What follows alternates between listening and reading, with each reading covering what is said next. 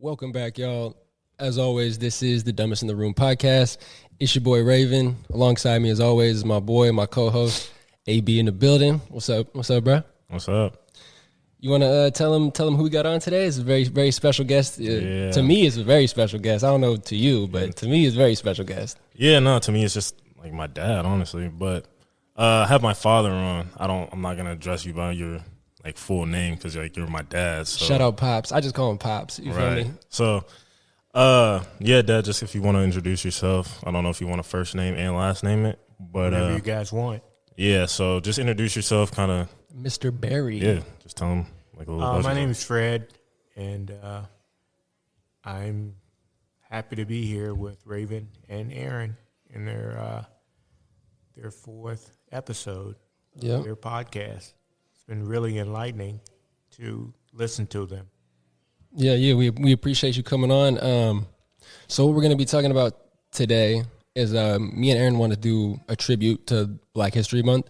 So it being what, like we only got like one more day? Yeah, February 27th today.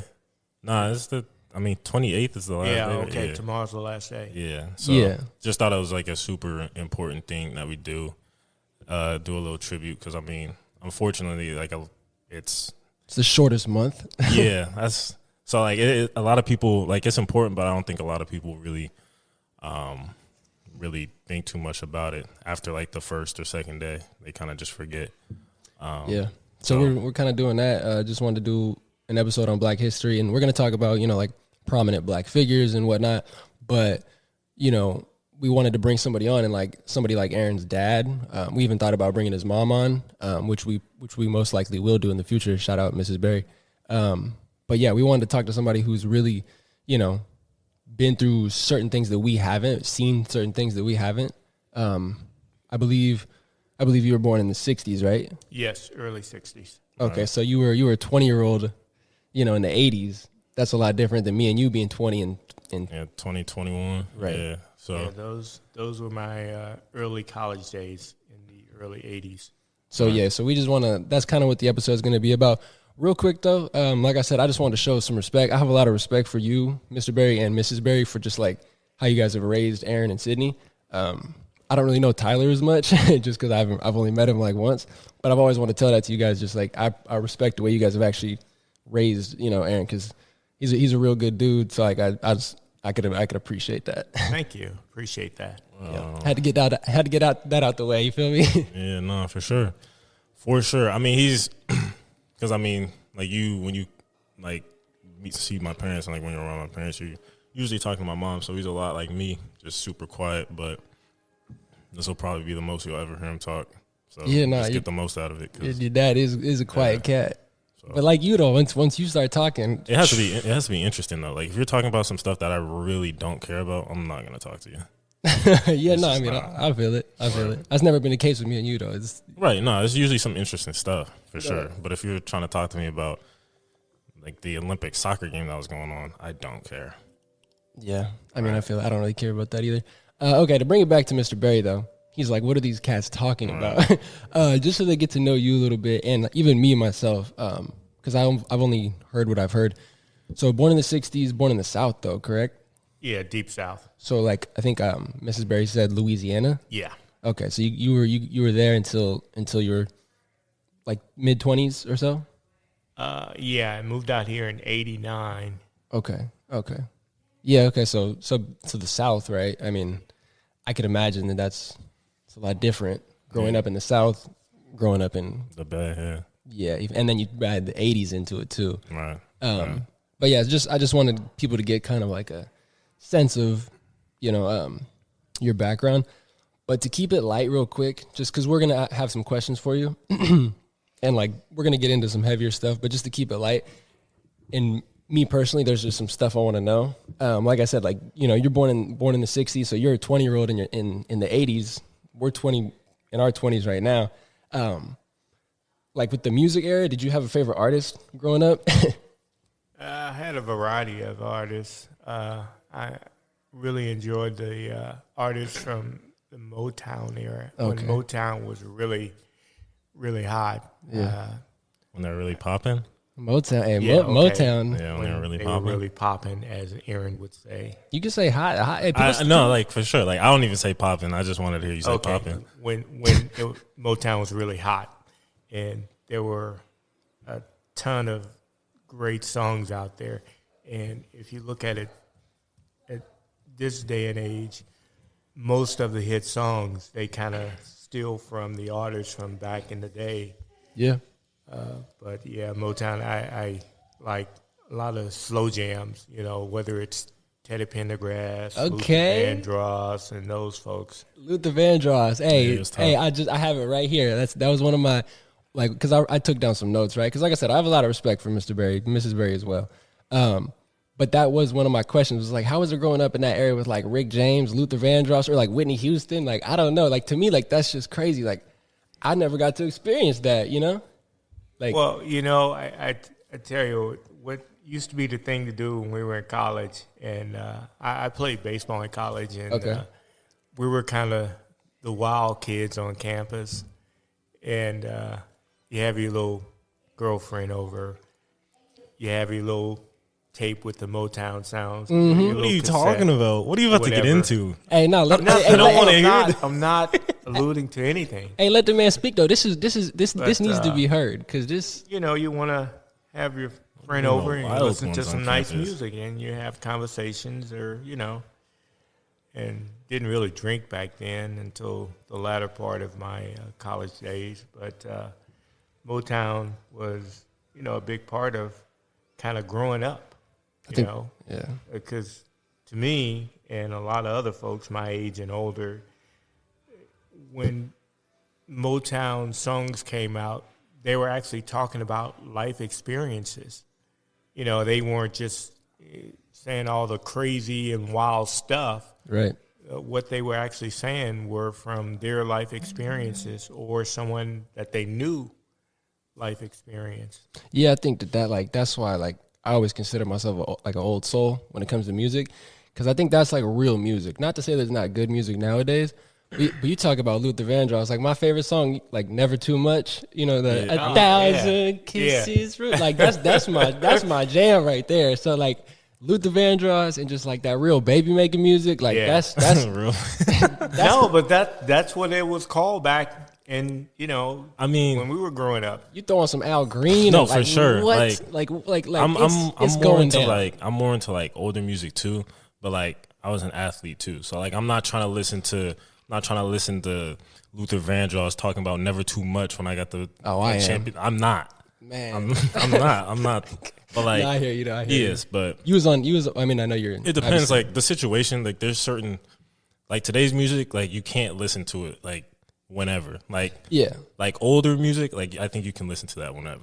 Like because before a Yeah. game, like I could put on some Michael Jackson. When I'm waking up, I can put on some Michael Jackson. When I'm waking up, I'm not trying to listen to Meek Mill yell in my ear. I'm not. I hear you. But- I mean, I get clowned on that all the time though by my friends because like I'm like I'll play slow jams any time of the day. Like I really don't care. Like you said, Teddy Pendergrass, like come here. Like I'm not tripping.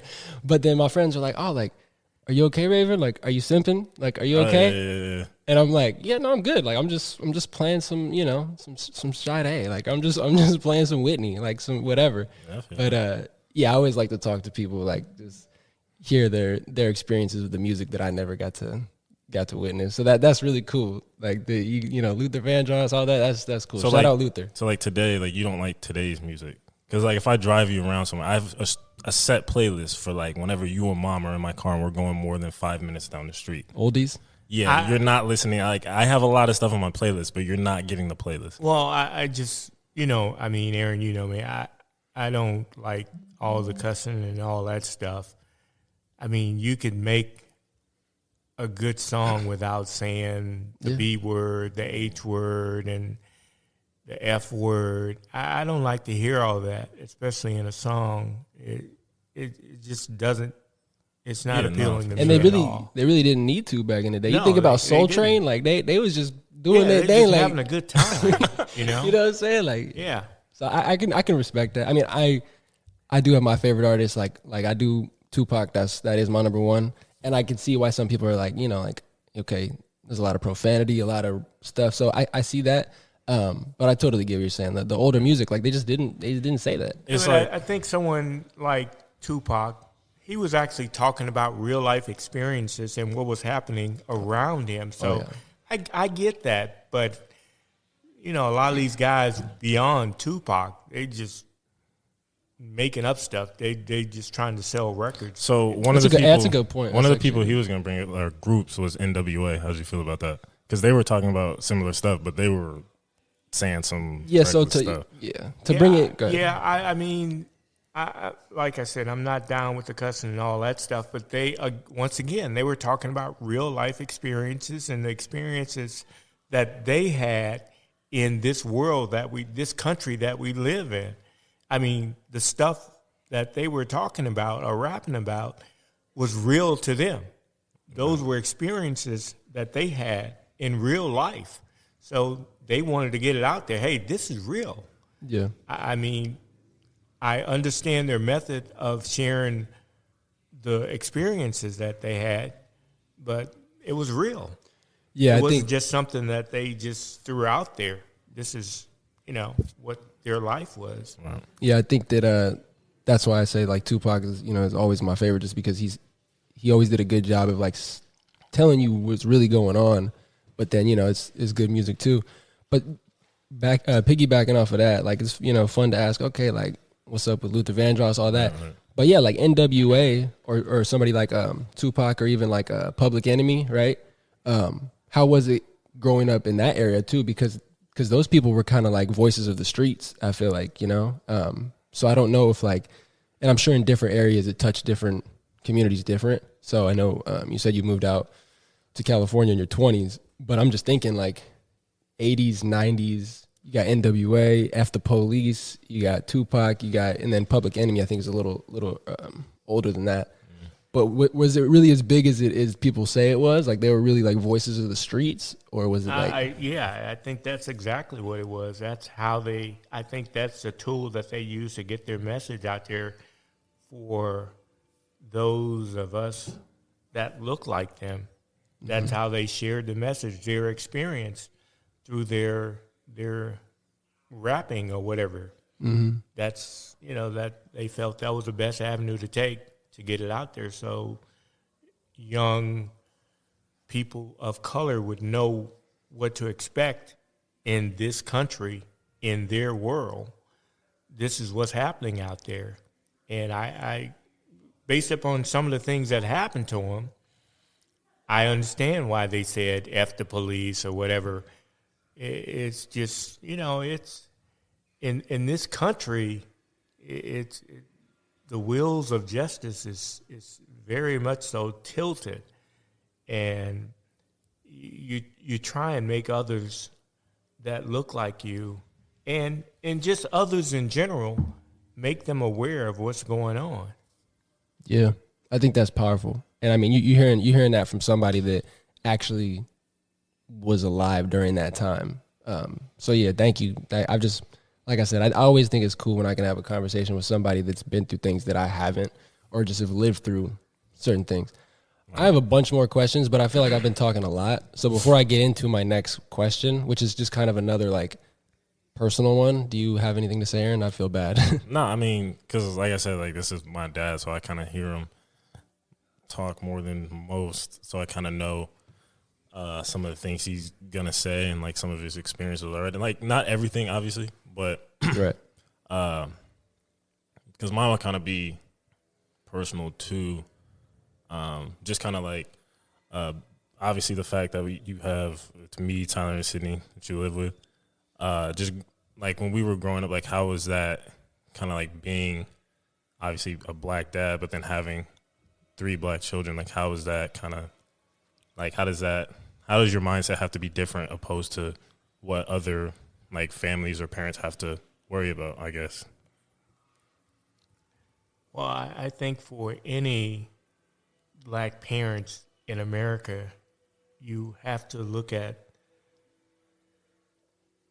you look at things differently because you're treated differently, not because you're known to be a bad person, but the sheer fact that you look different, your skin's darker, And that makes a difference in this country. So you have to have conversations with your kids to say, hey, you have to expect this, and this.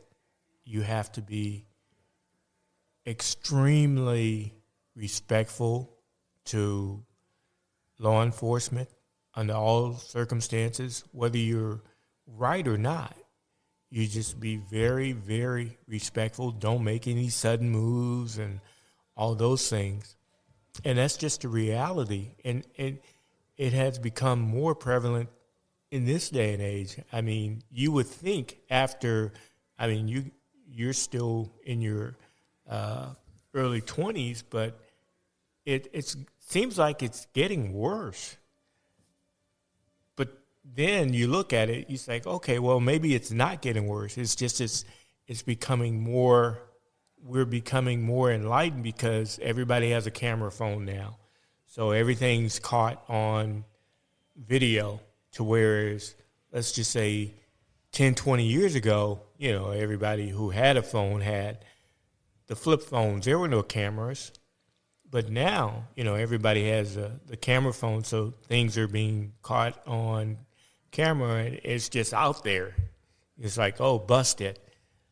But they're doing the same things, meaning law enforcement or other people that don't like people of color.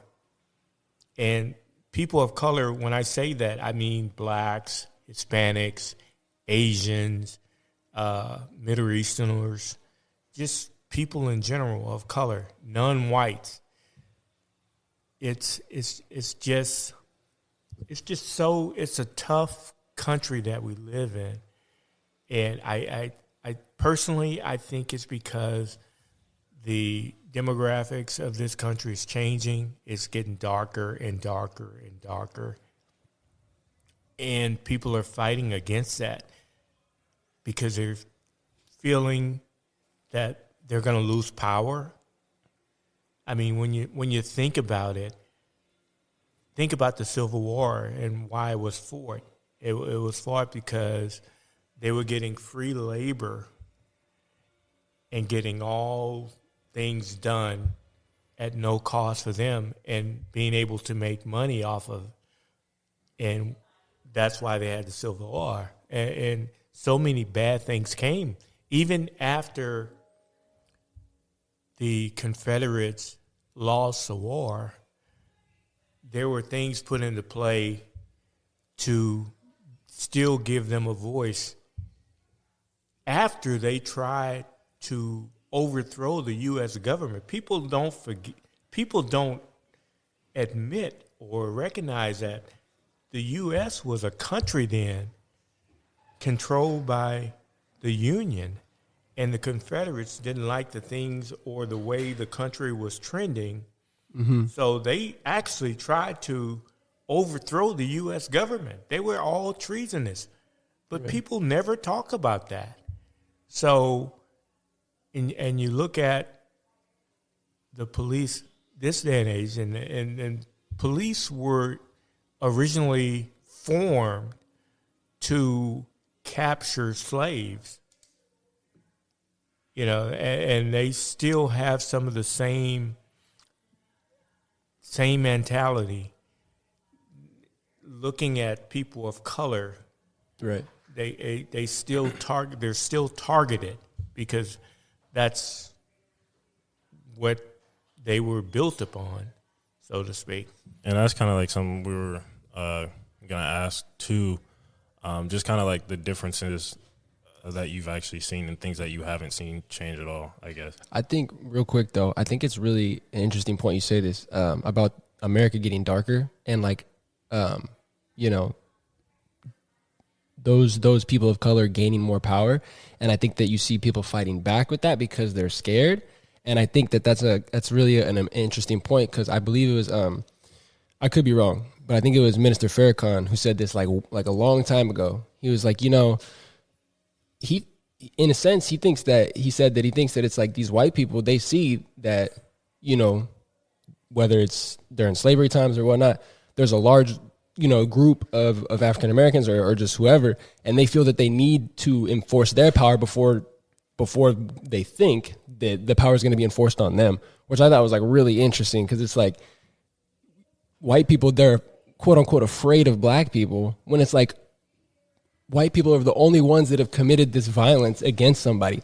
Black people have never committed violence against white people in ever, right? I mean, you get cases, and but like, I mean, but like, just you know what I mean, right? Yeah. So when Minister Farrakhan said that, I was like, man, that's crazy. It's like white people are so afraid, but it's like so then in turn they're committing these acts of violence, and it's like, right. And like the how like some like white people say like we're being discriminated against or whatever.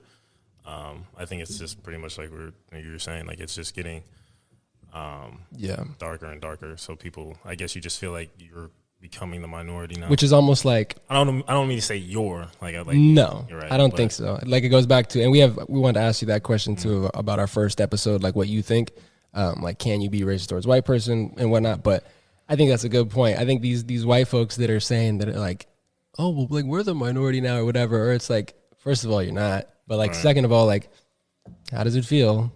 Like all it is just like Mr. Berry said, maybe America's just getting darker and darker, which obviously isn't a bad thing, but it's just like, that doesn't mean that you're getting, over discriminated against. Over time, it's going to be more, I guess you could say, minorities.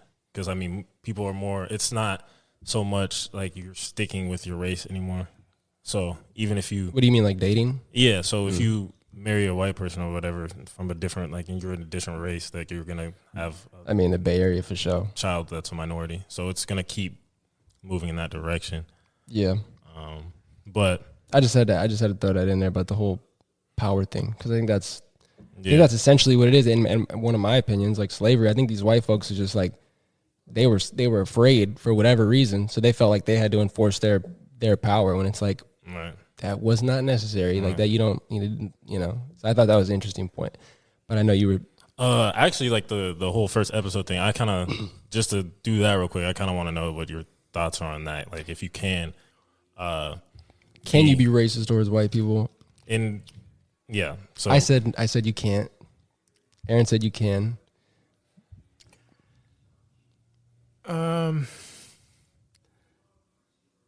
I think, personally, I think you can be racist.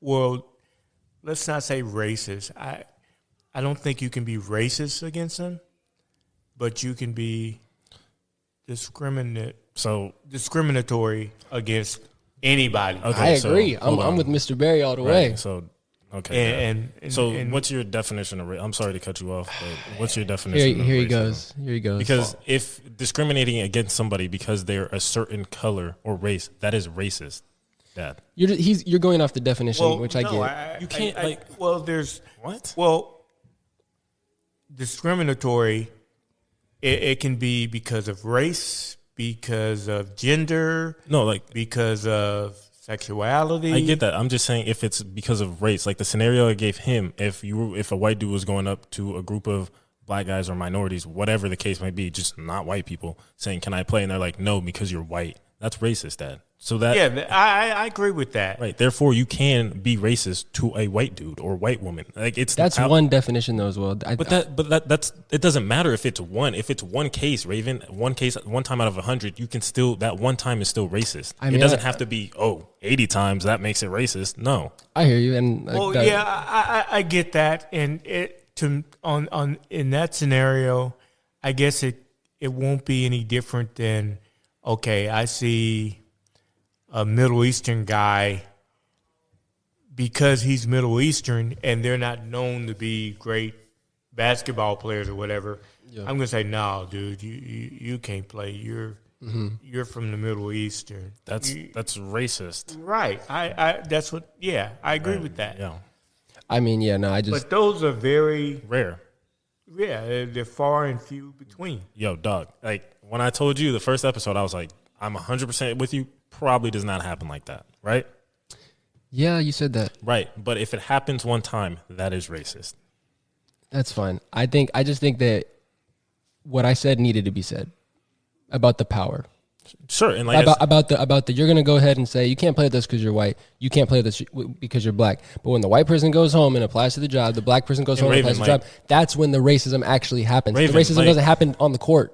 Dog, like first you're just wrong. Like I understand the power complex. I understand that we're on the same team. Yeah, I get it. Like if you're on the Lakers, I'm on the Lakers. Same team. I'm LeBron. You're probably just KCP or something. Well, like I get that. The magnitude is different. Yes, yeah, I get that. But even if it happens at a small level, like if somebody goes out and murders somebody, that's obviously that's top notch, right? Yeah. But if somebody steals something from a store or whatever, it's still a crime.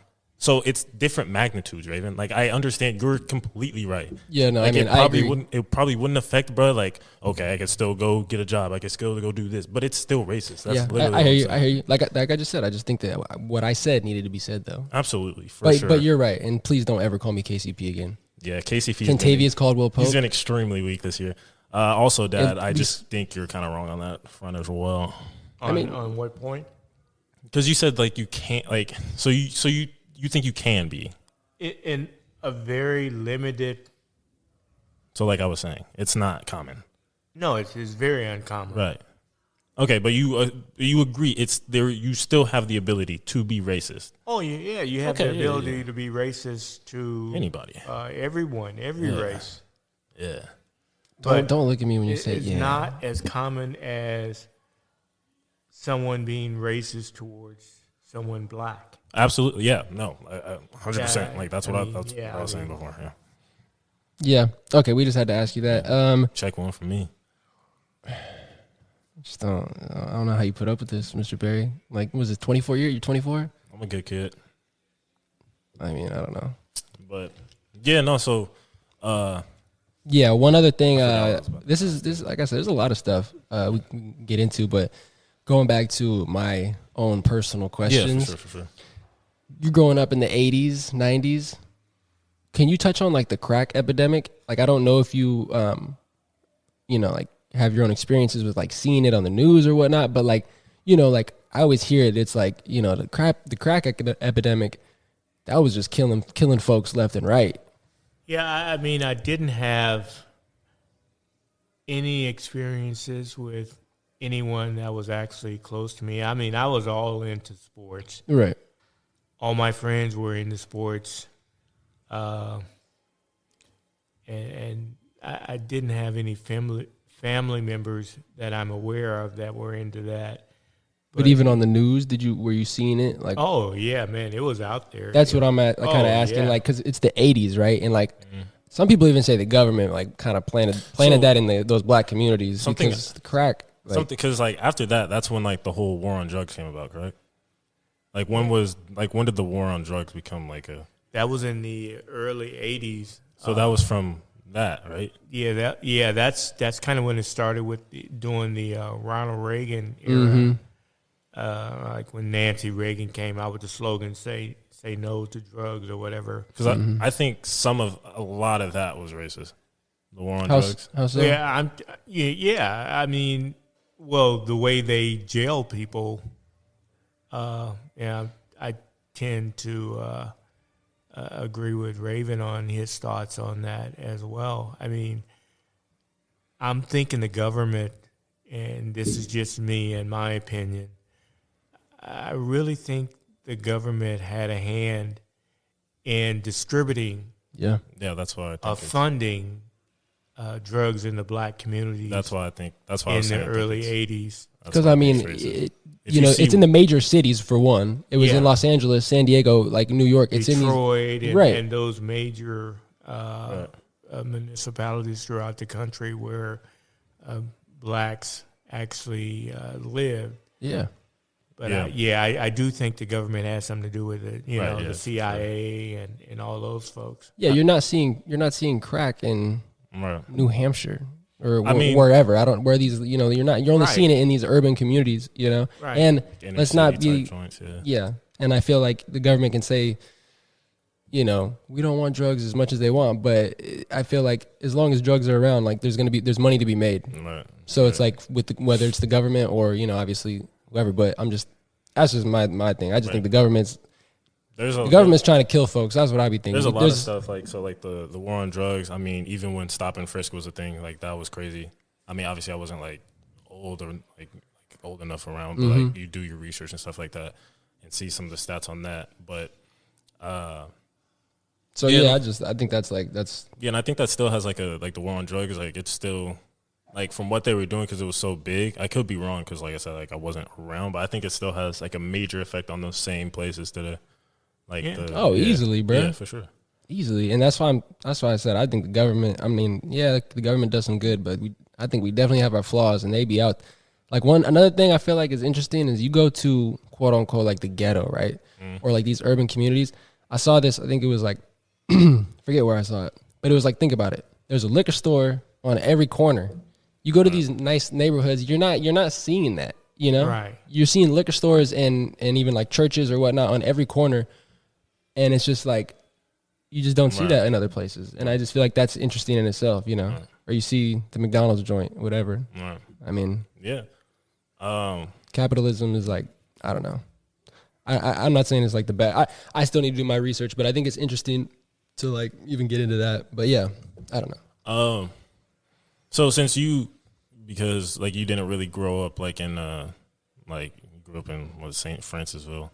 Yeah, it's super small. For those of you who don't know, Louisiana is the only state in the union that has parishes instead of counties like all the other 49 states. So we call our counties parishes. So I grew up in West Feliciana Parish, and at the time of my growing up there was about 17,000 people in the whole parish. So it's very small. Everybody kind of knew everybody.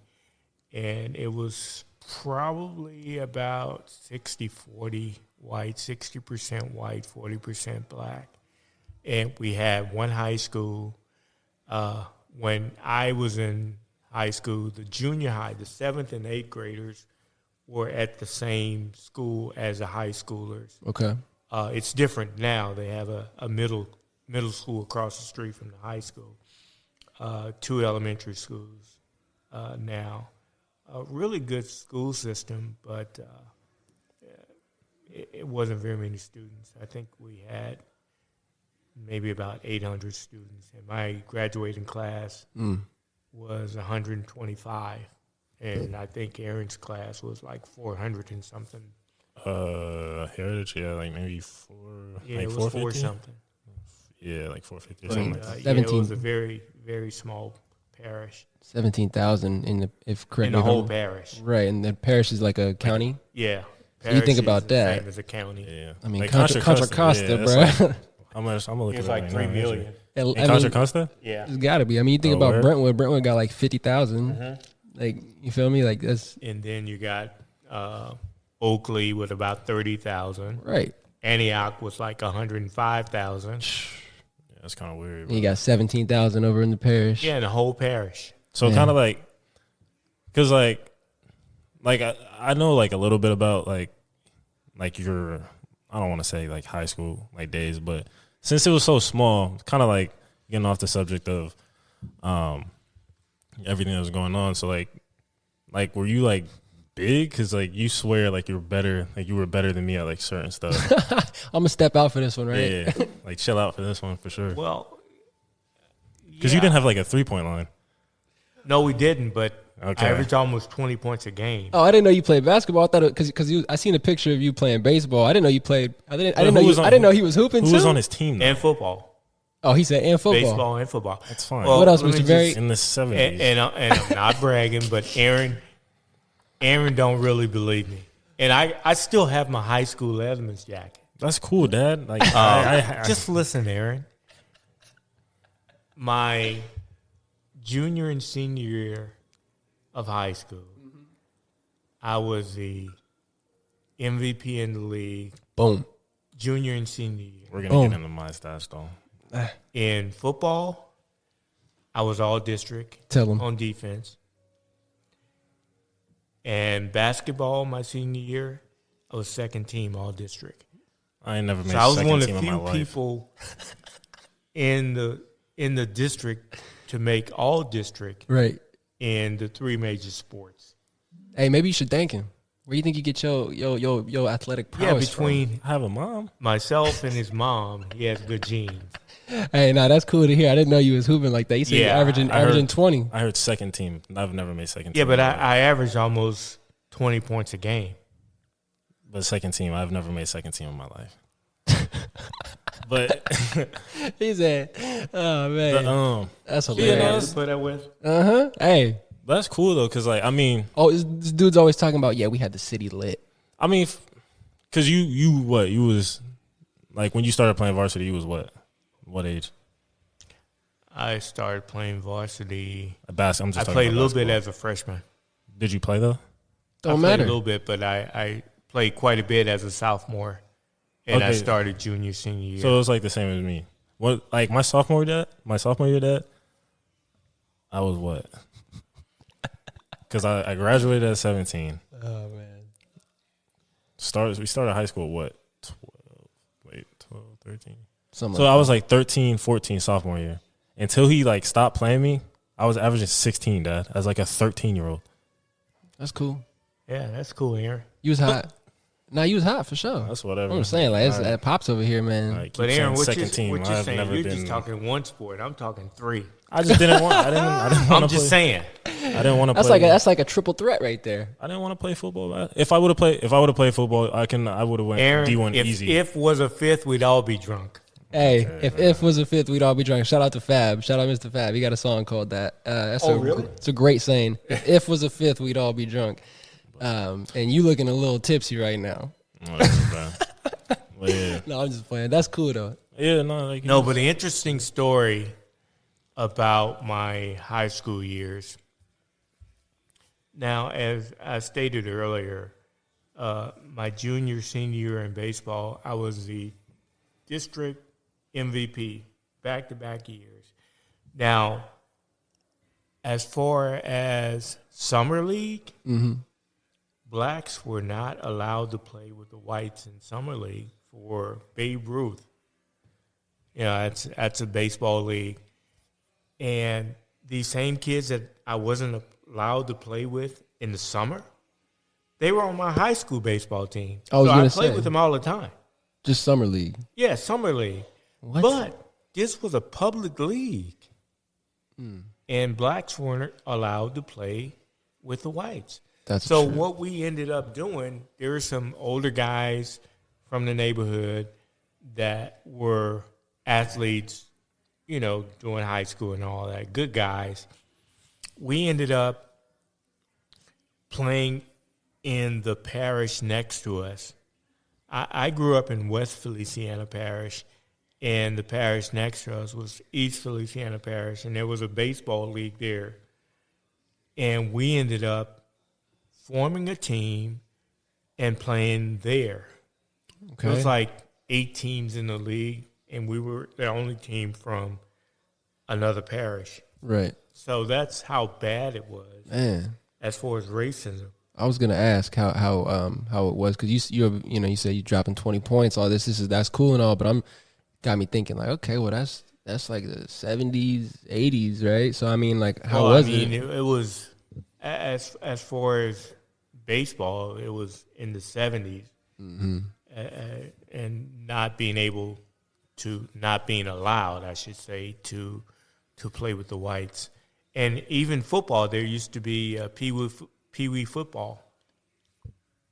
Couldn't play with them. But play with them in high school. They were my teammates. Man, We all knew each other. And it wasn't because of them. It was because of their parents. They didn't want blacks playing with their kids, even though they let their kids play with blacks in high school. You know, I think first of all, y'all really need to listen to that because that's crazy, right? You know, we talk about that example of you can't play with this because you're white, right? That's what's happening here, right? Yeah. Or you can't play with this because you're black, right? That's crazy. But the thing that I think that's really important is I think people say a lot of times, "Oh, racism, it happened so long ago." Like Wasn't that long ago.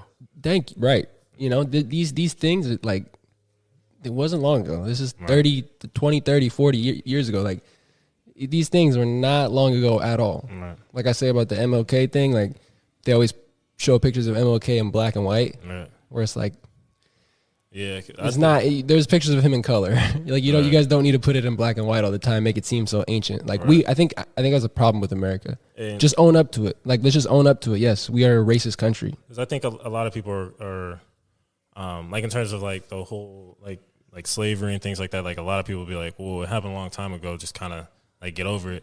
But like, you will never hear anybody say, get over 9/11 that happened almost 2 decades ago, or get over the Holocaust that happened in the 40s. So I just don't understand kind of like how one is, you got to get over that because that happened decades and decades ago. You just dropped a bomb right there. I just don't understand that. But people are not going to like that. But that's facts. Yes, it is a fact. Like, if you're telling somebody to get over slavery, then it's like, and I'm not saying like people get over the Holocaust or get over 9/11. Because I don't. Nah. You're not saying either one. Right, but if that's like your thought process, because if it happened long ago, the Holocaust happened in the 40s. Right. Nobody says get over that. That's a good point, bro. I don't understand that. And people are still being affected by slavery, racism. Like, that's my whole thing with like the whole, like, that's why I think systemic racism is so important, because you can say, oh, racism doesn't exist today. That to me just is the stupidest stuff I've ever heard, because you have the fact that racism did exist, to me, means that racism exists, if that makes sense, because you have people that are affected from it from 20, 30, 40, 50 years ago. It's not, it doesn't, racism never will just, today, racism doesn't exist. It's been going on. So it's like you have these things that happen that are setting people back. And I think a lot of people's like kind of defense who say get over it is just kind of like, well, if you're expecting to progress but you're still living in the past, like nothing's gonna like change, I guess. So to bring it back to Mr. Berry, you said you moved out here to California, late 20s, right? Around there. Early 20s. Early 20s, okay. So from that point on, and just even up until now, I don't know, how is racism, if it is, different in the South than it is over in here? Well, you know, and I've thought about this. To me, it's easier to deal with if you know where a person stands. And what I mean by that, in the South, you know how racists think. You know what they think about you. They just let it, they just throw it out there. I don't like you because you're black. Here, what you face in a lot of cases is in your face. It's like, oh, Fred's a great guy. You get the pat on the backs and all of these things. But behind closed door and with their buddies, oh, that N-word and this, and he thinks he's just as good as we are. Me personally, I really would prefer that I knew how you thought. So if you don't like me because I'm black, just let me know. At least I will know how to deal with you. Right. But here, and to me, that's the biggest difference. Yeah, there's a lot of races in the South, and you know that, but there's a lot of races here on the West Coast, just and like you don't know because they keep it hidden. Yeah. Just tell me. Yeah, I think give me an opportunity to deal with you because I know you think that way. At least I'll know what approach I need to take in dealing with you. That's what I've always heard. I've heard that in the South it's much more in your face. Yeah, it's just blatant. Like I've even heard that it's like, this is our part of town, that's y'all part of town. Like it's like very, I don't want you here. Don't buy a house here. Right. Yeah. But to me, to your point, I kind of, I'm a white guy. Like, I don't really have a stick in this, right? But you're white? I'm just kidding. hey, Pop's got jokes. Pop's got jokes. That's funny. But I think that what was I about to say? Oh yeah, no, I think I would much rather that too. Like I just think that's how people should be too. Like I can respect that if you just telling me straight up like, hey bro, Raven, I don't like you. Right. That's cool, bro. You don't like me, but if you over here like, hey, I like you, Raven, and then Right. behind my back you talking all that stuff, Right. it's like I don't like that. And I think I told Aaron this the other day. I mean, maybe this is just me being white and just having like my white privilege, but I almost said that I think this Trump presidency and all this stuff that happened these past years, hey, and him dividing the nation more, I'm over here thinking like, good. Let people show their true colors. Because I think a lot of times you had these closet racists or whatever who wouldn't say anything before, but then when Trump got into office and started saying all this stuff, then they felt this sense of like, ooh, I can actually say it now. So to me, I was like, hey, bring it on. Divide the nation, whatever. It's because I want to see where you stand. I agreed with like half of that. Like, yeah, like, so because it like emboldens people like, hey, like this is what it is. Like I'm a show like what I really am. Yeah. But then like where I disagreed with was you have younger people that don't really know anything yet, so it's kind of, if you're hearing the leader of the country say certain things like that and like almost like it's okay to feel this way, then it can kind of change their mindset. Because like when I don't look. Yeah, that's a good point. I didn't look at it like that. Right, when you're younger, you're more prone to like you don't know who you are yet, right? Yeah. So you're still figuring yourself out, still figuring out what you believe and how you think and stuff like that. And you have a dude leading the country for 4 years talking about like this is okay, like you can, it's cool, like we're being discriminated against, like this is the enemy. Then you know what I mean? Yeah, so, no, that's a good point, bro. I think I you know me, you kind of know me by now, like how I come at like stuff. Like sometimes I'm extreme with it. Absolutely, but I mean, like you're not wrong with the, because you're right. You don't want to divide the nation. Because it definitely did bring some people who I guess you could say were more closet racist. Like now you know, like, hey, that's just what they're on. Like this is them. But then for like younger people, like people who are eventually going to be in leadership positions, you're forming thoughts in their head, like because they're not fully developed yet. They don't really know who they are yet, and you probably swayed a lot of people and down a pretty. What do you think, Mr. Berry? Yeah. Well, I think Aaron's right about that. I mean, I'm on Facebook a lot. I have a lot of friends from high school and college and all of this. And I had a lot of friends that were white from high school. And they were all cool with me and cool with my friends. And after the Trump thing came a reality, they started to post certain things. And I was like, wow, I never knew they were like that. I think he gave them a get out of jail free card to be racist. Yeah. Because he would just say stuff out loud, racist stuff. He didn't care. He was the president of the United States. He could get away with it, and he has gotten away with it. And I think it just opened the door for so many people that felt what he felt. And it gave them the opportunity to just throw it out there without any repercussions. Right. And I think that's where we are. And I've learned a lot about there's been a few people that I've just kind of blocked. Right. I was like, wow, I had no idea they were like that. A couple of guys that I played football with, I was like, whoa, wow, I never would have known that they were like that. What about you, Aaron? Like, because like you know how we always talk about like we met in Brentwood, California. Yeah. Oh, like people that I like. Yeah, like, ever since this was going on, like, have I changed my views on certain people? Yeah, like, have you experienced that where it's like, yeah, we cool on the field, but like, honestly, not really. Like, but I mean, like, I only have but like playing in Reading. See, like you said, like the crowd, right? Yeah, like like drop 50 for us, but like my closest, like I have I don't really call too many people like friends. Like I have more like acquaintances, and like a lot of. Am I a friend? Yeah, I wouldn't be. Check one. Right, but I wouldn't be. I wouldn't be doing this. What? But a lot of my friends are honestly minority. I only really I could say have like. Because I feel like somebody's gonna listen to this and be like, damn, bro, like we're not friends anymore. Right. I was just gonna say that because I don't have that many friends. I don't have too many white friends. I'll keep it like that. Yeah, you feel me? Nor do I. So I wouldn't say like there was anybody that's like, oh man, that's how he feels. But that actually kind of brings up something I want to kind of talk about, like the whole Black Lives Matter movement. Okay.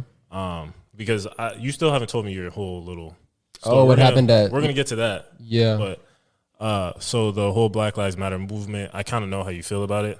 Not too much, but I kind of wanted to talk about like the whole. You're familiar with like the Blue Lives Matter movement, right? Like the police thing. Yeah, and you know, I don't think that's a real thing, because when you look at what happened at the Capitol, those were officers that they stabbed with flagpoles, and they tased, and they sprayed bear spray.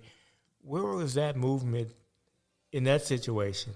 Right. Those folks are federal officers. They didn't give a crap about Blue Lives Matter when they were doing that.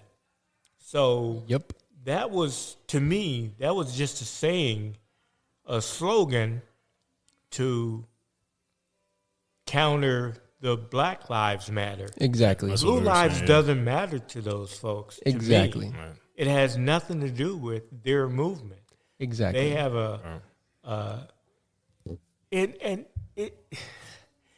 it just Take your time, Dad. I feel boggles my It's tough. mind for them to say that.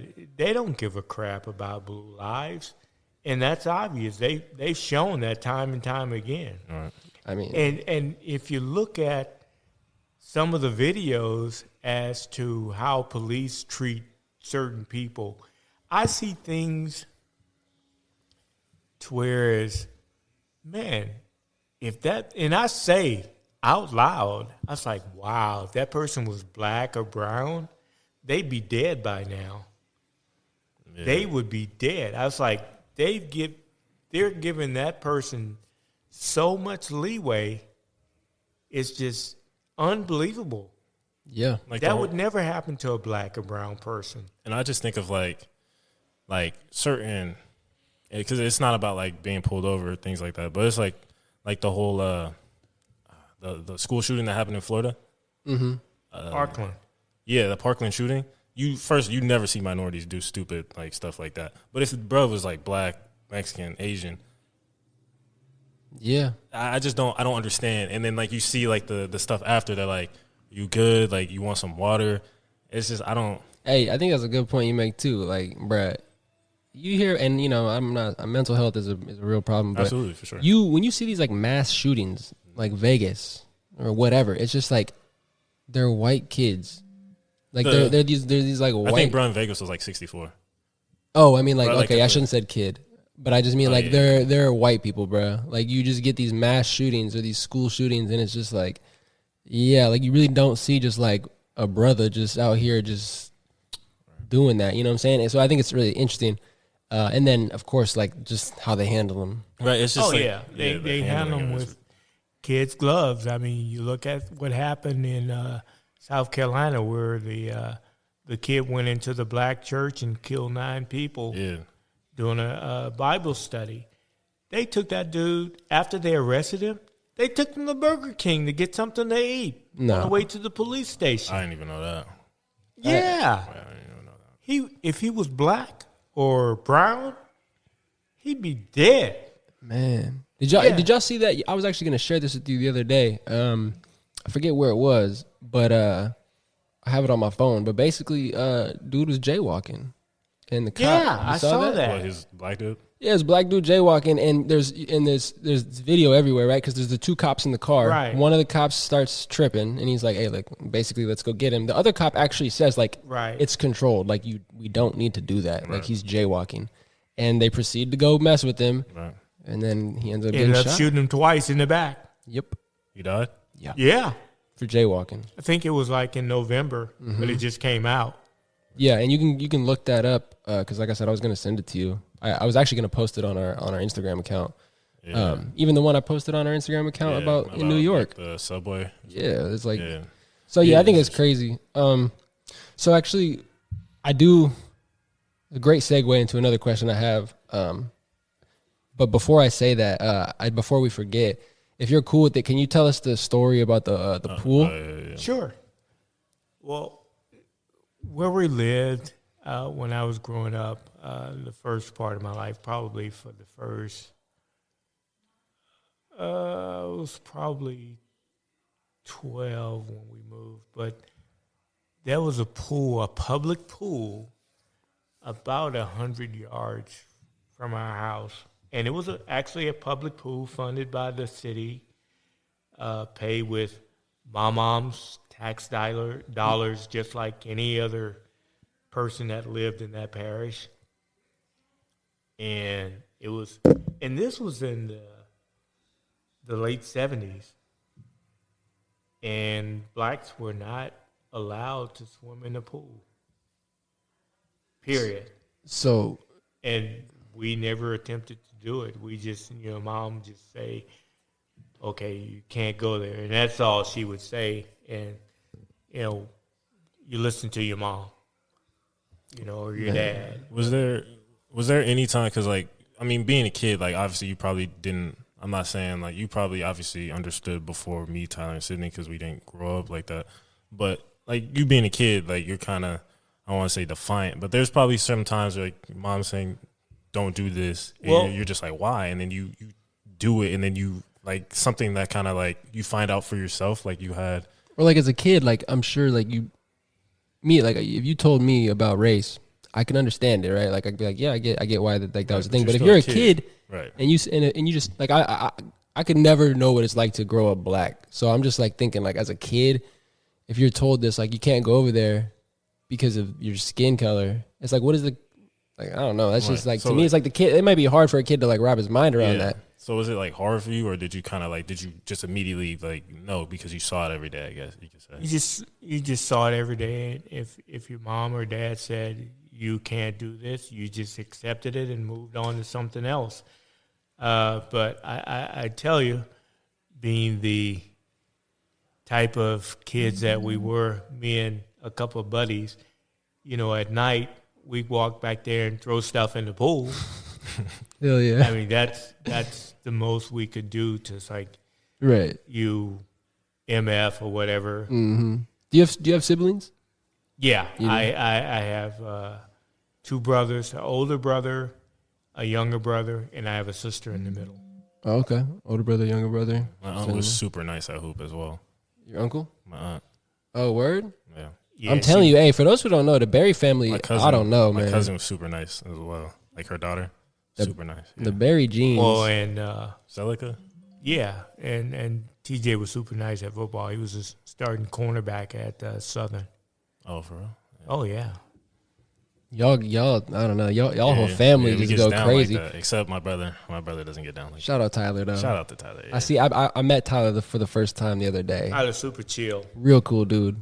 He reminds me of you a little bit. Nah, he's fun. Like, honestly, why you saying nah? Because, like, we're similar, like, but we're super different. Like, my brother's more, like, kind of quirky. Like, he's one of the funnier dudes I know, but, like, he was cool, though. When I met him, he was real super, cool to me. He was real, super chill. Introduced himself right off the bat. It was like, hey, like, listen to the podcast. Like, he's a cool dude. Y'all look alike a little bit. It's kind of weird because we're brothers, so I feel like that's kind of like what it is, but, Well, you also have, like, Sydney as, like, your twin. Right. Shout out the Berry family. Y'all go crazy. I don't think I had any athletes in my family. Not really. And then grandpa on mom's side, Jason, used to play for the Cowboys. Yeah, Jason Hatcher. He was a defensive end for the Redskins too. Cowboys. Maxed out at 87 overall on Madden. Okay, 87. Yeah. And your Aunt Tammy, she tried out for the Olympics. That's tough. That's real tough. Yeah, so I just, before, we forgot, I wanted the people to hear that story about the pool, because that's crazy. I mean, you heard him say it, like, that's what it was. Just like you couldn't go there. Yeah. Think about that today. If something like that happened today, even if it was to black folks, but let's say it wasn't to black folks, right, people would be outraged. If it was like, hey, bro, like, we got this hoop over here, but, like, sorry, no Mexicans. You know what's like, that wouldn't happen. People would be infuriated.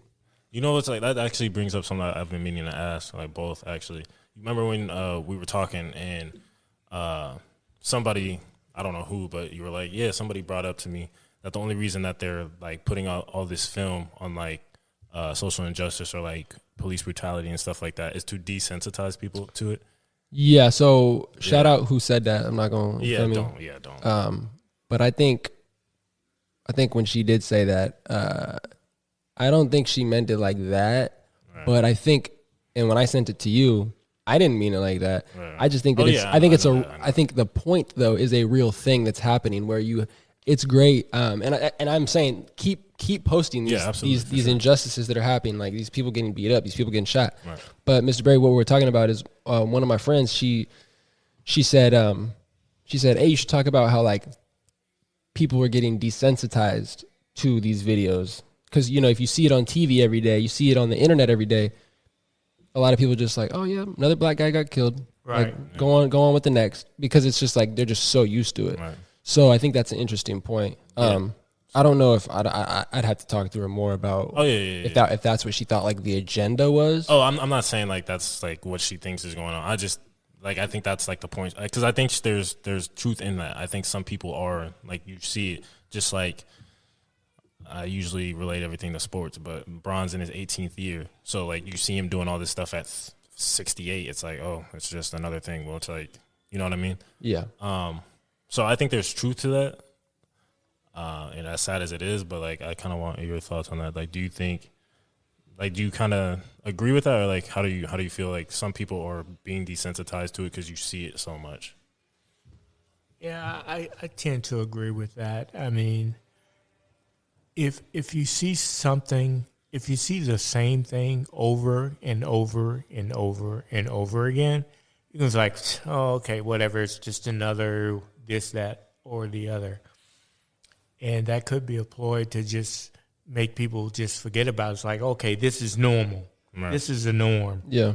And when something becomes normal, you just kind of put it in the back of your mind. It's no big deal, right, so to speak. So, yeah, I can see that. Yeah, I think that's, yeah. I don't think that's the agenda, though. Right, and that's why I was like, because I agree. Like, I definitely don't think that's the agenda. But going back real quick, just like to another event that happened that I've never actually spoke to anybody about, was the Rodney King beatings. So that was in the 90s, correct, in LA.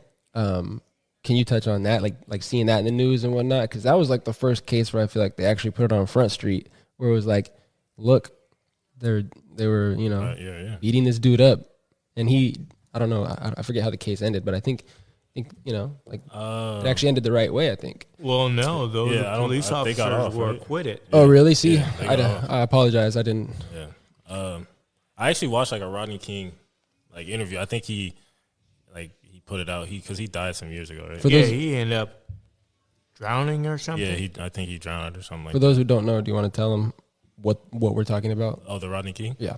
I think more like I know what happened, but so actually, can you, Dad? Because I don't want to like butcher anything. I don't want to like the whole. Yeah, I mean, he was stopped. Rodney King in Southern California was stopped by the LAPD, and he wasn't resisting or anything, but they just beat him up, and someone actually caught it on camera. Mm-hmm. And they were just beating him. I mean, they were just beating the heck out of him. Multiple officers, right? Oh, yeah. You can still, like, see the video, like, watch the video. Huh? Right. Yeah. And it was caught on camera, and it became a big thing. But, like I alluded to earlier, this has been going on for years and years and years and years. It's just that people have cameras now. Mm-hmm. And I think this was caught on someone started videotaping this from across the street from their apartment. They were like on like a freeway, right? Yeah. Yeah. Yeah. And they saw it from their window, and they videotaped it, and it became world news. I mean, you see pictures of Rodney King's face. Yeah. That dude was. They beat the heck out of him. Yeah. And those guys were acquitted. Yeah. But this is nothing new to the black community, not just the black community, for the brown community as well. People of color. This happens all the time in this country to people of color. I think it's crazy too, and it's like people I don't know. I think it's sick, to be honest, because I think some people, they get so tired of hearing maybe black folks say like, "Hey, this is happening to us. This is happening to us." Like the whole Black Lives Matter thing, right? And then you get Blue Lives Matter. Yeah. The only reason why Blue Lives Matter is a thing is because of Black Lives Matter. Right. All they did was they got upset by people saying Black Lives Matter, so they went ahead and made up Blue Lives Matter. Because me and you talked about this the other day.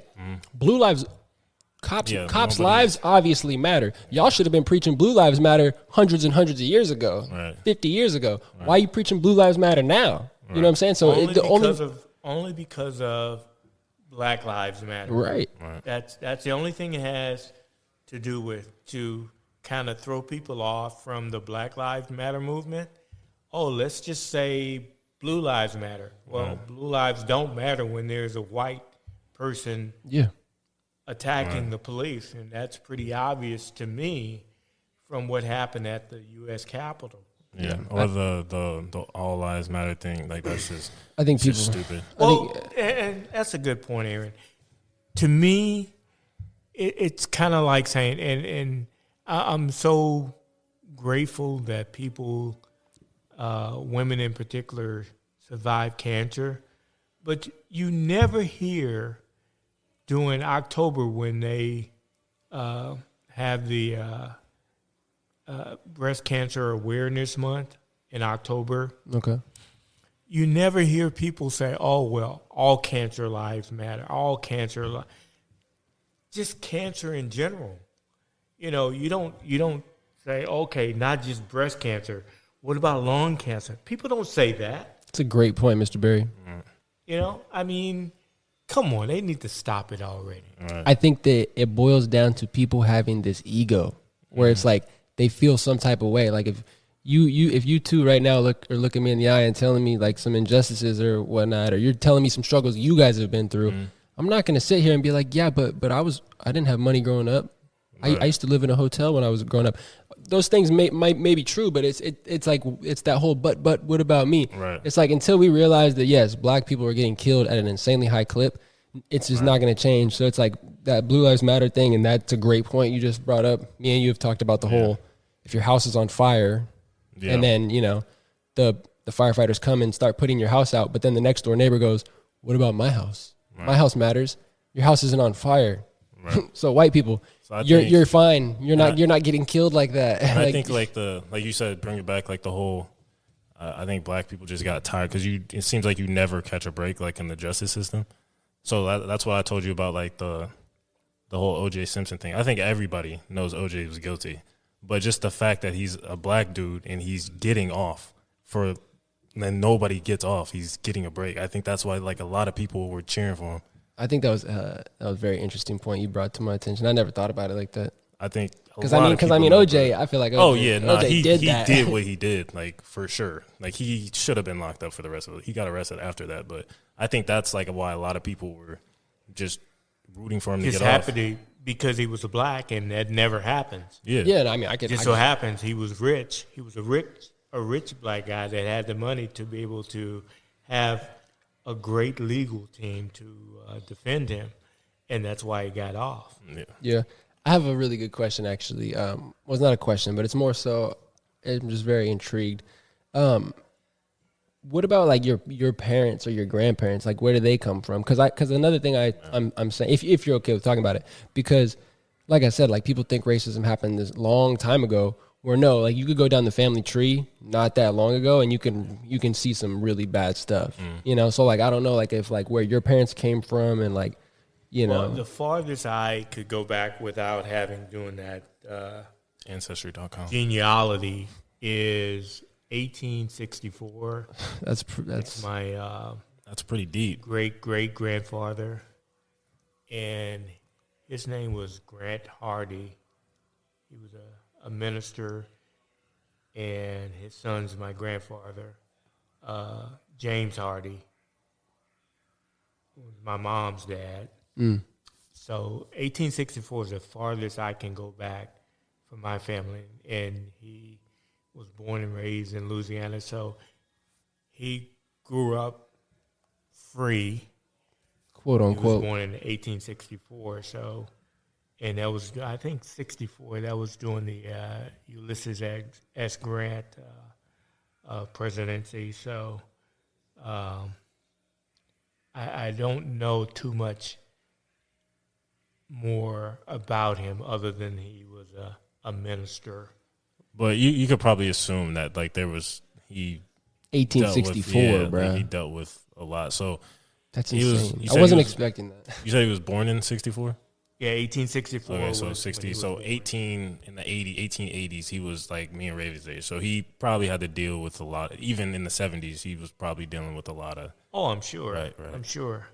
I mean, that's crazy. I wasn't expecting that when you said, because you said the furthest I could go back. Yeah, I thought it was going to be like, I don't know, 1920. Right. You said 1864. No, I mean, that's my 100 years grandmother from when you was were born. in 1914. Okay. Right, Dad, but I don't know. You're just, your definition of, I don't know, that was 100 years back. That's kind of deep. Well, your great-grandmother was born in 1921, and she'll be 99 next month. Yeah. No, Shout out great grandma. That's 99. Great grandma, you said? Or Yeah, his great-grandmother.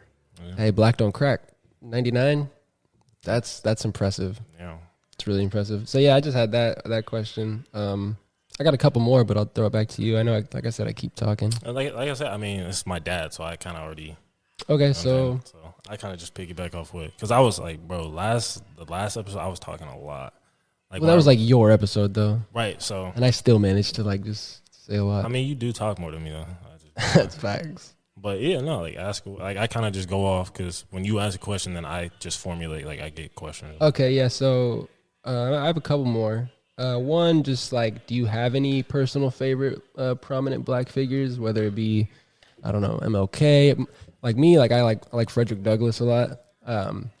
I forget one of the other ones, but just like certain figures. I just got a question from that. Boom. Before you answer that, I'm assuming like, so there's a distinct difference between Mlk and Malcolm X. Like, which one were you more in line with? Like, I obviously you agreed with both of them, I'm assuming, like what they stood for, but like which method did you think was the better method?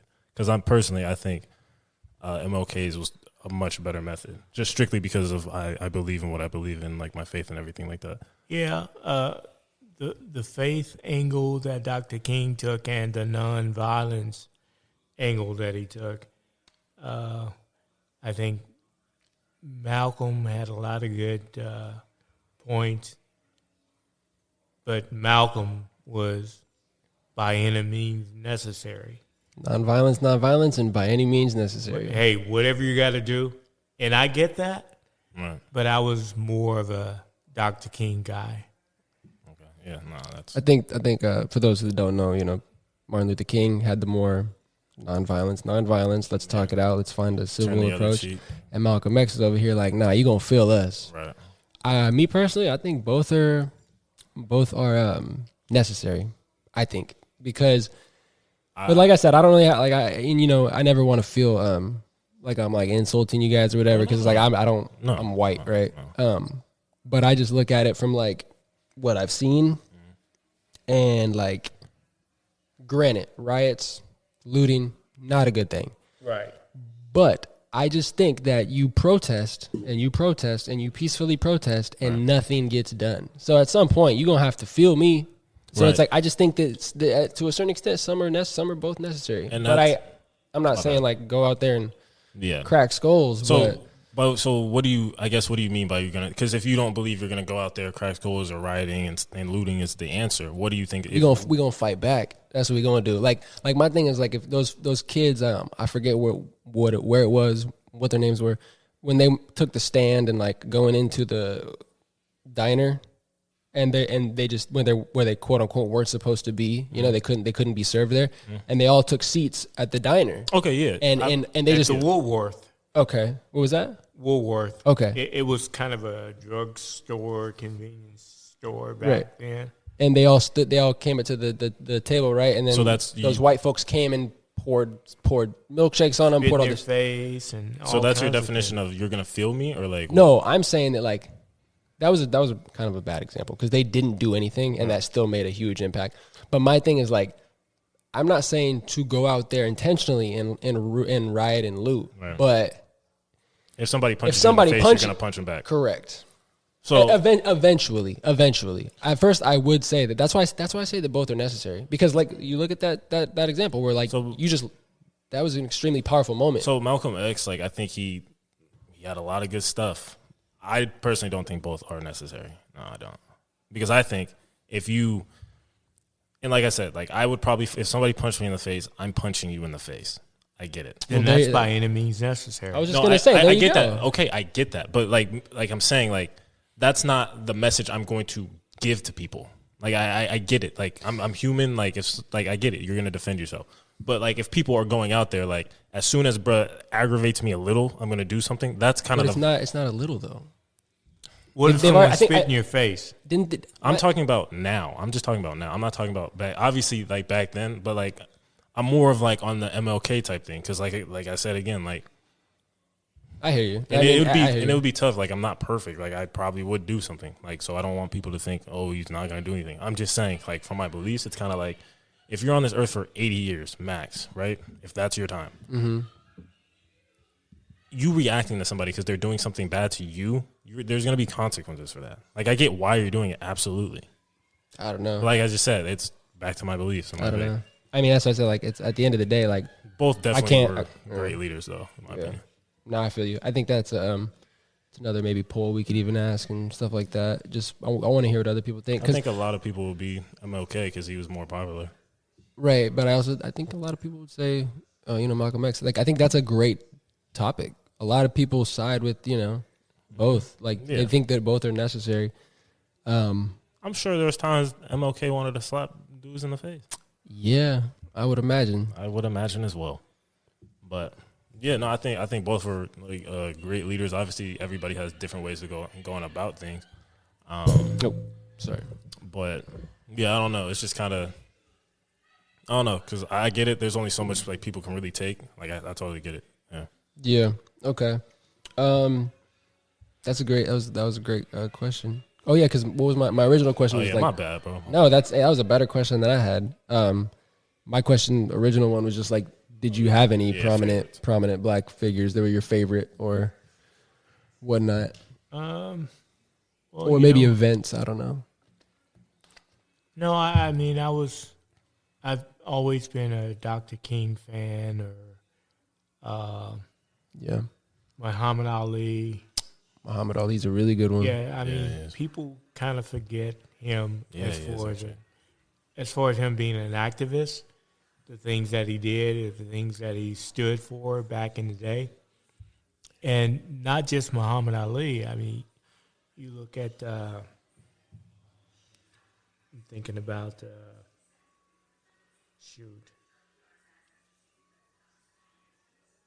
Is he an athlete or?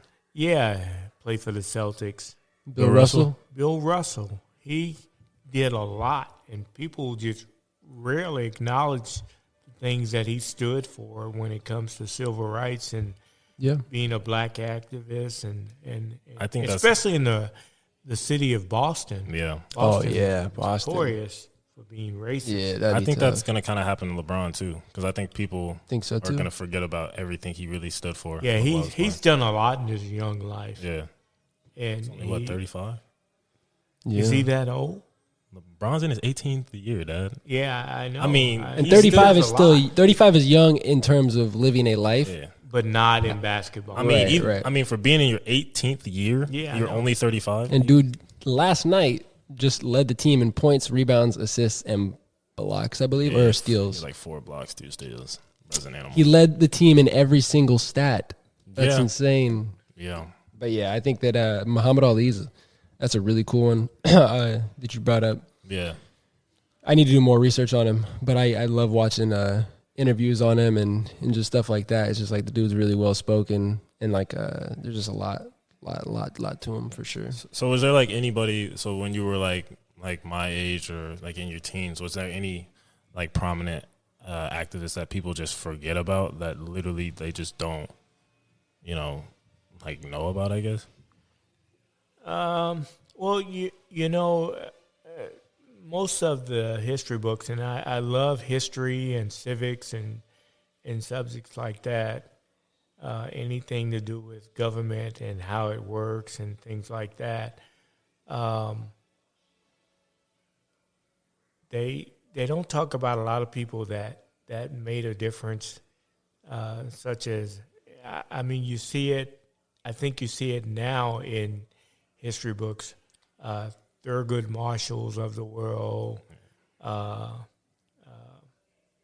Shirley Chisholm's, and she was like the first person of color that ran for president back in 1972. I didn't know. Honestly, to be honest with you, I didn't think that started being like a thing until not Obama, but like maybe Jesse Jackson. And, talking about president? Yeah, like actually running for like. Yeah, she. I mean, there's been people in office for sure. I know in office, but like president. Like running. Yeah, she ran for president back in '72. She was a congressperson from New York, and she served for quite a few years and kind of set the groundwork for many other blacks to run for Congress. That's dope. And women, I'd imagine. Yeah. I mean, she was powerful. But I really liked her. She's kind of forgotten. You don't hear about her in the history books. You don't hear about a lot of blacks when it comes to being in Congress, being a senator.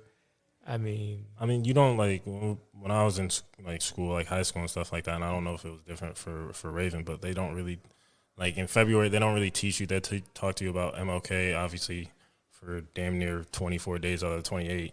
Yep. And then they'll talk about Malcolm X. They don't even talk about like the Black Panther Party, really. Yeah. Like nothing. They'll talk about George Washington Carver, and then you'll hear something about Thurgood Marshall, and that's about it. Yeah, I mean, there's so many blacks that have invented things that still that makes a world of difference in our lives today, whether it's a traffic signal, whether it's open heart surgery. It's just so much and so many things that it's not taught. I couldn't begin to name all of the black people that have made a huge contribution into this country. And, you know, personally, I can see Black History Month just being U.S. history. It's not just going to continue to be, I don't think it's going to continue to be just 1 month, because black people have made so many contributions to this country and the things that they've invented and the things that they've done, whether it's mathematics. If you look at NASA, oh my goodness, there's so many black women that's done so much to be able to get people on the moon. Hidden Figures. Oh my goodness. Yeah, Hidden Figures. It's incredible. It's a great movie. And we hardly ever hear about that until we see a movie that comes out that talks about those folks. Right. Like the whole, I mean, like what was it? I forgot the movie, but yeah, like you said, there's so much stuff. And actually, that's something I wanted to talk about too, as well, because we had this conversation. It wasn't obviously on a podcast or anything, but like growing up or whatever, like people in like TV movies, like movie stars and stuff like that, so like superheroes, all that stuff, they were mainly just white, correct? So like you had your Supermans, Batmans, and stuff like that. Right. So me and Raven were talking one day, the movie Black Panther, like that. I thought that was super big because it just showed, and it just showed like you can be like, get your own, you know what I mean, like your own movie, like kids watching that, little black kids watching that. You have somebody to relate to. Like, I love Batman, Spider-Man, and all that stuff, but like he doesn't look like me. Right. So I was saying that from. Hey, shout out to the new Spider-Man, though, right? Oh yeah, Miles Morales. Mm-hmm. Yeah. I haven't seen it. Yeah, I mean that's like an animated joint. Yeah, I'm just saying. I feel like that's kind of dope they did that. Though. Oh yeah, for sure. But Black Panther, I mean, yeah, that was crazy. Like I remember, super big. Yeah, I remember. First of all, I didn't even go see it in theaters at first because I was like, that's just not my scene. Like I just feel like that was like Black Panther. yeah. I feel like it was just like no, you just got to go let like black folks go watch that. Like I remember people were showing up in like the whole gear and everything. Like it was really big. Deal, yeah. And I think I had to talk to somebody. I mean, I kind of understood why, but I had to actually like have a conversation with you or whoever to like really like understand why. Cause I'm like, yeah, no, like he was a dope superhero for sure. Like I like Black Panther a lot, but like I didn't realize why like people were just cause I mean going crazy over it. For me personally, cause it's just like it, and I brought this to your attention as well, like the whole when Biden won and his vice president. I think that's big for black like girls and women as well, because it shows you can be bigger than what you've been like led on to believe you can be. I think so, but I also think like from a political standpoint, he just did that just to do that. Who? Biden. I don't think he cares about Kamala Harris like that. I don't think they're friends like that. Like, hey, don't get me wrong. I'm glad that Biden won. I'm not a Trump. Oh yeah, I'm not the biggest Biden supporter. That's all I'm trying to say. And I think that by him employing Kamala as his VP, I think that's like that was smart. But I also think that like I'm all for it because I'm like, hey, go ahead. Like the first female like black vice president, and I believe she's also in other descent. I'm not sure. Yeah, Indian descent, Asian descent. Okay. From the Bay as well. Yeah, from the Bay. You feel me? But like, there's some people be saying like all the stuff that she was doing back in the day with the police. Well, she was doing her job though. Yeah. I mean, people. Yeah, I don't know too much. I mean, people frown on her because she arrested a whole bunch of people, but she was just doing her job. Are you gonna frown on her because she was doing what she was elected to do? That's not fair to her. Even if people do frown on her, like it's like, bro, like the people, the president, everybody else, just not Biden, but before Biden, the president that y'all voted for, he should be in prison for the rest of his life. Oh yeah, no. Oh, he might be. For real? I thought he got off. He's not off of anything. He shouldn't be. He's gonna have so much litigation coming towards him within the next 3-4 years. It's gonna be. Oh yeah, for sure. It's just crazy. Now, something I want to touch on. I know this is you guys' show, but let's take a minute to talk about HBCUs. Oh yeah. Since we're talking about Black history, and people need to understand that HBCUs were formed because blacks weren't allowed to attend white universities. Now, Aaron, your mom and I, we attended Southern University, which was formed in 1880. Originally in New Orleans, they moved to Baton Rouge in 1914. And the reason that it was formed, blacks couldn't go to the University of Alabama or LSU and all those schools back in 1800. So there were smart black people that started universities for black students. And until this day, they're still striving to be the best that they can be. And it gives people of color and white people too, because we had, when I attended Southern, we had kids from actually all around the world. And now, especially in the baseball program, there are white kids and kids from South America, all over the world that play baseball now. But people need to understand blacks couldn't always attend college. So there comes the HBCUs, and it gave us an opportunity to be educated. So it's a big deal. Extremely important. Very, very, very important. And I know you Southern California kids don't know a whole bunch about them. I was hoping Southern California, Dad. Huh? You mean Northern? Well, California kids. I mean, I for sure don't. I mean, I hear about like was like Howard. Is Howard one of them? Oh, absolutely. Yeah, Howard. There's hundreds of them. Yeah, I don't know too much, but I mean, just you hear like you hear somebody like you say that where it's like, yeah, like well, we weren't allowed. You can't go anywhere else. Right. So like you had to create your own lane. Right. And in fact, Howard, speaking of Howard, that's where Kamala Harris went to. Oh, really? But there's so many prominent blacks that graduated from HBCUs, and it was because there were nowhere else. Back when we were growing up, we could go to other schools, but in the early 1900s and the late 1800s, there were no other options. So people started black universities, and they still exist until this day, and they're thriving. It is more of like an East Coast thing, no? Not an East Coast thing. From the South to the East Coast. Mm-hmm. But you don't see a whole bunch past Texas. You don't see that many, if any, out here on the West Coast. Right. I don't. I wouldn't say I wonder why, but then I think it's more so just like, I mean, if you think about how America like came to be, like, like the West is quote unquote like the newer part of the U.S. Right. I mean, not civilization, but like we started in the East, right. And then it kind of like. So I mean, right. By the time we got out here, I don't know how things were, but yeah, I always hear about like the colleges in the East. Yeah, more so. That's a great point, though. Thank you for bringing that up. Before when we were talking about like how many figures there are that, like don't get their credit. I think it's really interesting too. One of the pages that we follow, I believe it's ran by your mom. It's actually super interesting. Like we followed her obviously once we started this, but the stuff that she posts is super interesting. Like I think you even spoke on it, Mr. Berry, a couple minutes ago.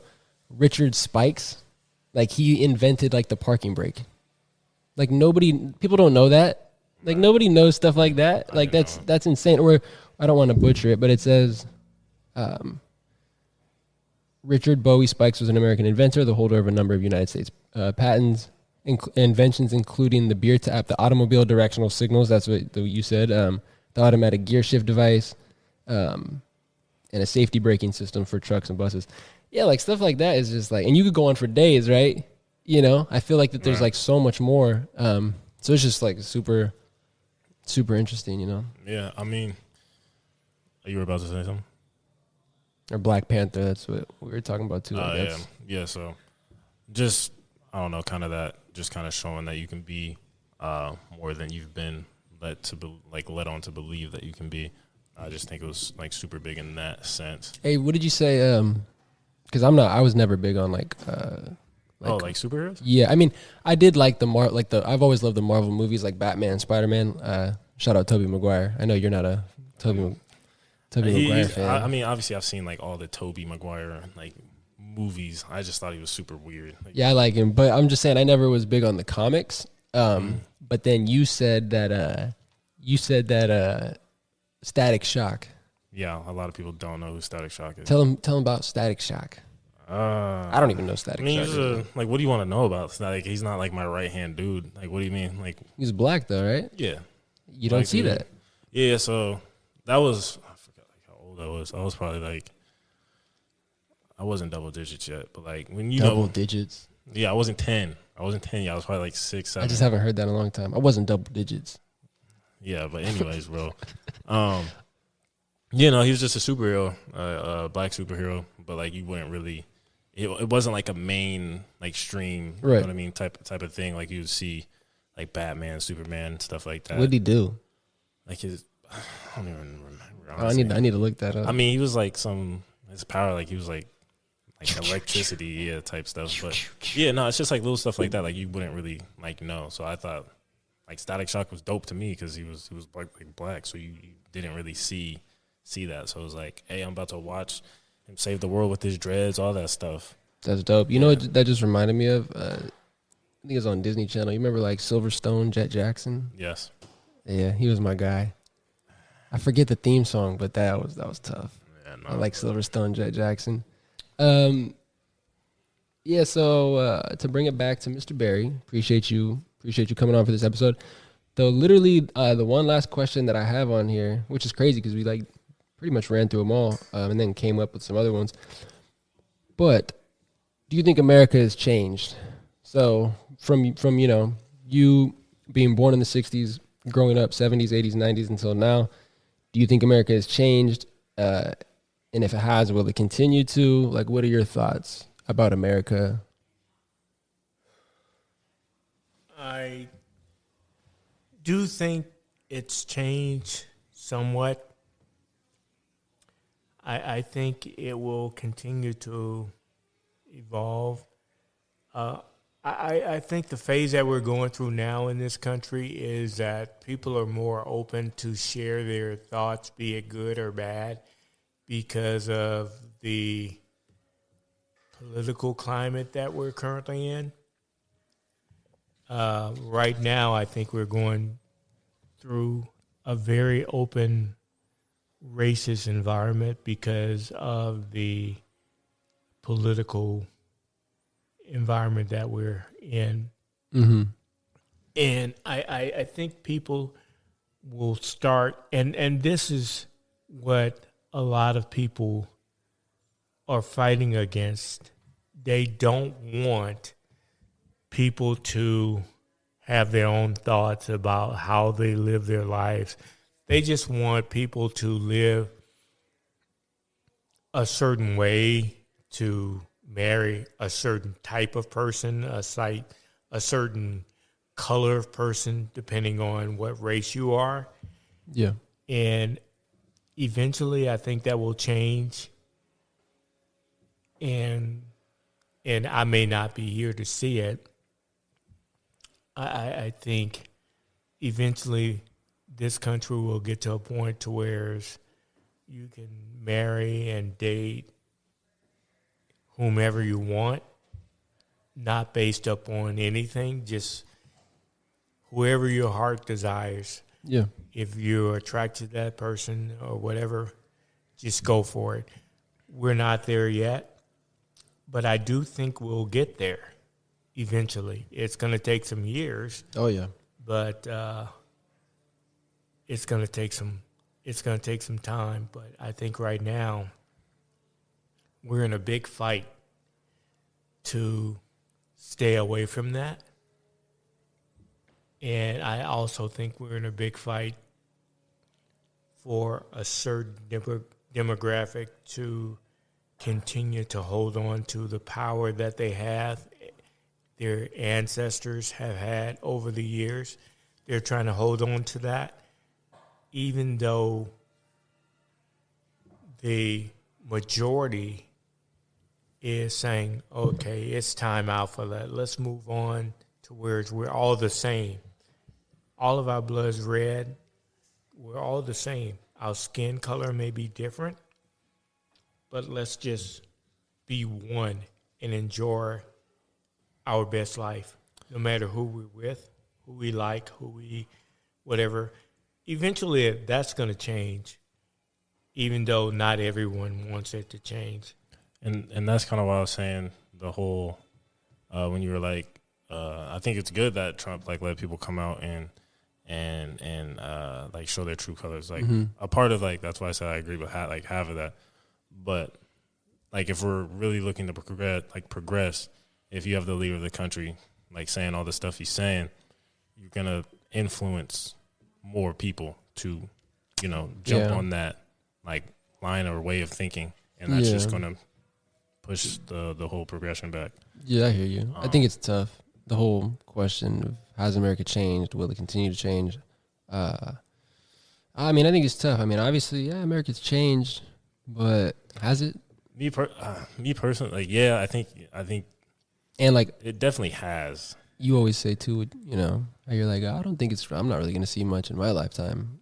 Yeah, I'm like not too optimistic about it, honestly. I don't really think it's really going to really be on that, honestly. Because, I mean, you're always going to have people who are thinking because they are who they are or whatever, they're just better than you. Yeah, that's why I don't know. I mean, that's just why I just feel like the whole, I don't know, the whole like me saying Trump is a good thing to divide. It's like, it's not a good thing, but it's like, you know what I'm saying? Oh, yeah, absolutely. And I agree with because I just think that like that kumbaya stuff, like it's never going to happen. Like because like you said, like it's always going to be somebody that, hey, I'm better than you. Whether it's because I'm black or white, it doesn't matter. It's always going to be that. So I just think it's wishful thinking. Oh yeah, absolutely. I don't think it's a bad way to think. I do. What did you say? I don't think it's a bad to think that. I don't want you to just be out there like negative with it, but Right. I think that's important that you said that, because it's you. Even if it's like, okay, I don't believe in that. Everything kumbaya stuff. It's like you just said, like, it's still not a bad way to think. Yeah, that's a great way to think. We don't want you guys to think like, yeah, it's not a bad way to think. You're not. But I agree with you though. You're not dumb for being optimistic about positivity. And at the end of the day too, I think that, like, as cliche as it sounds, it's just like, hey, treat others how you want to be treated. Like, just do you. And even if like might not affect the change on a global spectrum, hey man, it will. It does make a big change because if you treat somebody right, even if they hate you, then you can kind of spark that in them. Like, Tupac says it. I might not change the world, but I might spark the mind that does. Right. So yeah. Anything else you kind of wanna say, like, leave off with? You guys have any more questions for me?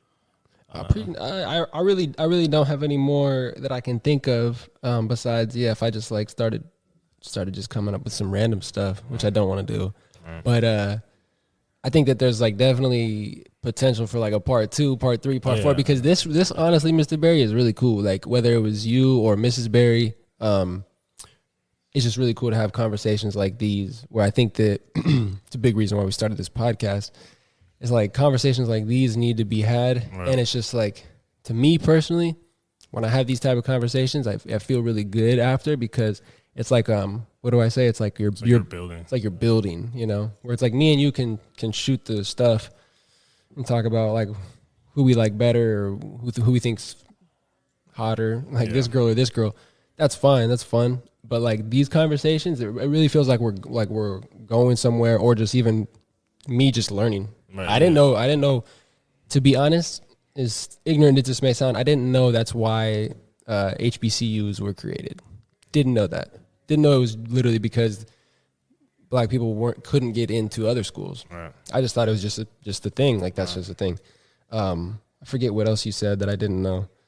But yeah, just like learning was really cool. So yeah, we appreciate you coming on. I don't know. It's your dad. Oh yeah. And I also didn't know that the dude was over here dropping 20. Yeah, triple threat. Baseball, football, basketball. And I have proof of it. Tell him. Drop the mic. Like I said, I've never made second team in my life. Dropping 20 points is not hard. So that's just one sport, Aaron. But that one sport, who had like the little overseas like little workout joints, not him. He was a great athlete for sure, but don't play me. It's usually we'll ask the people, Mr. Berry. We'll ask the people. I think the people got your back. It's usually the son. Like, your dad can be like straight, but like your son's probably gonna be better than you. So you think Bronny's gonna be better than LeBron? Absolutely not. But like usually, like that's you're Bronny. Like Greg Anthony, and Cole Anthony. Cole Anthony is cooking Greg Anthony. Like, chill out. But we appreciate you coming on. I don't know if you have any more questions for Pops or R.I.P. Kobe, but Kobe's dad. Come on now. Yeah. Jelly Bean, was that Jelly Bean? Jelly Bean Joe. Jelly Bean. Come on, that's true. He's Joe. Yeah, but but this is the thing, right? What? Where'd you get it from? I have a mom. Correct. Oh yeah, no. Shout out moms. Shout out Mrs. Berry for sure. Yeah, don't forget Shaq was better than his son. Yeah. Okay, but it's like you feel me? Okay, but then I can say Kobe and his dad. Yeah, no, I see what you guys are saying. I just love this. I love this back and forth. You feel me? It's whatever, bro. But we like you said, if you'll be on, like, we love to have you on for another episode. Yeah, for sure. Appreciate the insight, Pops. Oh, thanks for having me. It's been a pleasure, and I'll always be willing to come on with you guys to discuss anything. Yeah, if you have any questions for Mr. Berry, just hit us up with that DM, and then my guy Aaron will just be like, "Hey, yo, Dad, got this question." Pretty much, I can just say, "Hey, yo, Dad," because he's down the hall. Yeah, I don't live here, so. All right. We appreciate you, Mr. Berry. This is the Dumbest in the Room podcast.